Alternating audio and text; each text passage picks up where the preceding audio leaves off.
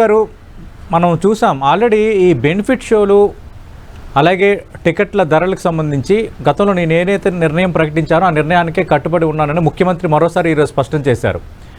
మీరేమంటారు సార్, నిజంగా బెనిఫిట్ షోలు ఉండాలా, కొద్ది రోజులు అధిక ధరలు టికెట్లకు అవసరం అంటారా? అది ఒక స్మాల్ సెగ్మెంట్ ఆఫ్ పీపుల్, వాళ్ళు బాగా ఎక్కువ ఇన్వెస్ట్ చేసిన ప్రొడ్యూసర్స్కి డెఫినెట్గా రేట్స్ కావాలని ఉంటుంది వాళ్ళు ఉండే టెన్షన్లో. నాకు తమిళనాడు మోడల్ బాగా ఇష్టం. అక్కడ ఎగ్జిబిటర్స్ ఒక అప్పర్ ప్రైస్ ఫిక్స్ చేసేసి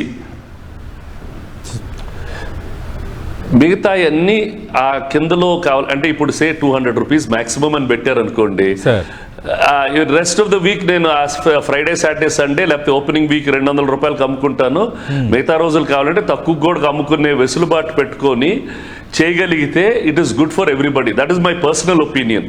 just keep a comfortable upper price and keep it flexible with in. That is ideal in the long run. But some people who have invested a lot of money, వాళ్ళకి ఆ pressure తోటి they'll want these ticket to cover up the thing. These are two arguments.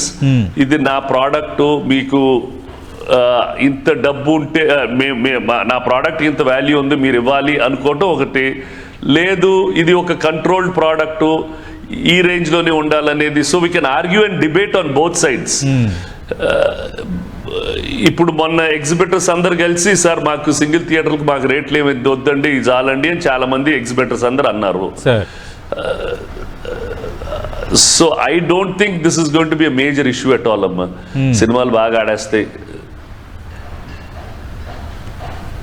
Sir. ఇప్పుడు already